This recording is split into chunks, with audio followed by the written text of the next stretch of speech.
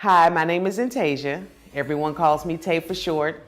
I'm the Emergency Preparedness Program Manager here at the St. Louis County Department of Public Health. I'd like to welcome you to our series of health videos produced by the St. Louis American. A wonderful electronic invention I want you to see. It looks something like this. This is Radiation Renee, and we're here to talk to you about emergency preparedness.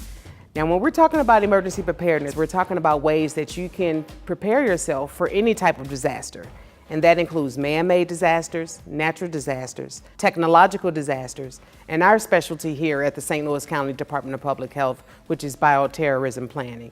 In order to protect you and your family, the state of Missouri has come up with a program called Ready in 3.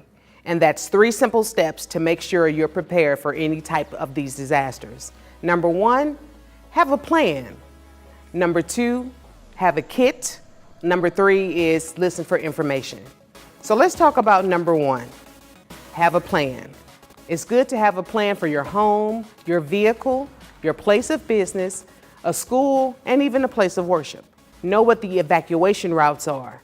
If you have family members that go to daycare centers, adult daycare centers, long-term care facilities, nursing homes, it's good to know their plan, but also make sure that they have your most up-to-date contact information. It's very important because they will need to contact you in the event of an emergency. Number 2, make a kit. When it comes to an emergency preparedness kit, a lot of these items can fit directly into a duffel bag, a plastic bin, or a backpack such as this. Radiation Renee, a single mom.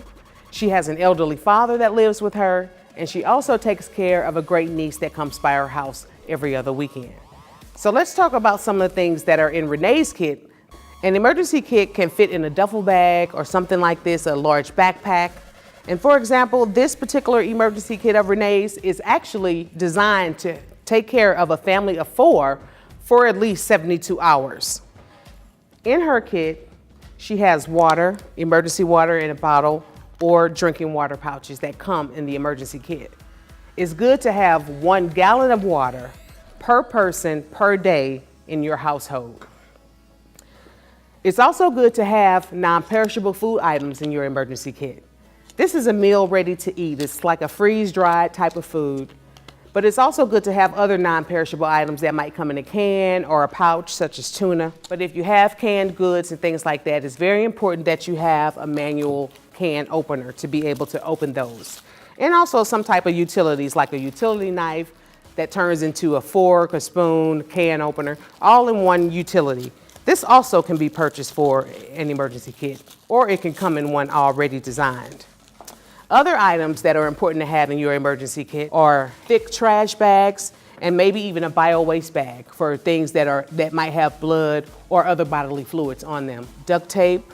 It's good to have some type of protection from the rain, like a poncho or other plastic covering to keep you dry if you're outside.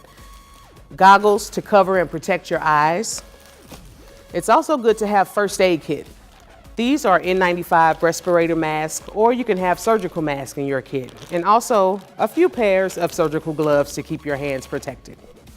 And if the water is not available, you can use hand sanitizer to keep your hands sanitized until water is restored or you have access to water. A glow stick will be good if you're out at night so someone can see you and find you in the event of a disaster or you might be stranded somewhere.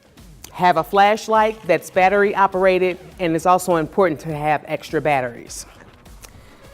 Renee is a diabetic. She also takes high blood pressure medication.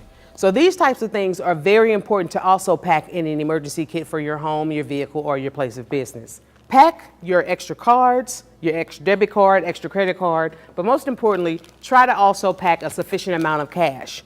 If there's a power outage, your cards won't work at a machine because the power is out. You also want to keep that in a Ziploc plastic bag to keep it dry and keep it from getting damaged. Be sure to have baby formula or baby food, baby wipes, diapers, things like that in your emergency kit for that infant child, okay? If you're a pet lover or a pet owner, build a kit for your pet. Have pet food, pet medication, everything for your pet. And we also have checklists to help you guide you through building emergency kits at the St. Louis County Department of Public Health. Also, If in the event of an emergency, you want to have a set of dry clothes that are sturdy enough to weather storms and things like that, and that's like a sweatshirt, a pair of jeans, sturdy boots, a vest where you can be seen at night. So these are just some of the items that can be purchased individually, so you can build your own kit, or they can come in a kit that's already made from a vendor such as Amazon. And lastly, in the Radiant 3, listen for information. It's important that you have AM, FM radio and tune in to radio stations, television stations, cable stations, and it's even good to have a weather radio that will give you the most recent, updated, and accurate information during that disaster. Everyone does not need this type of outfit. A lot of healthcare workers might wear these types of outfits that are taking care of highly infectious patients. If you have any emergency preparedness concerns, you need assistance with knowing what to put in your disaster preparedness kit, please call 314-615-1623 or visit our website online. Thank you for watching this series and learning about the services that the St. Louis County Department of Public Health can provide to you and your family.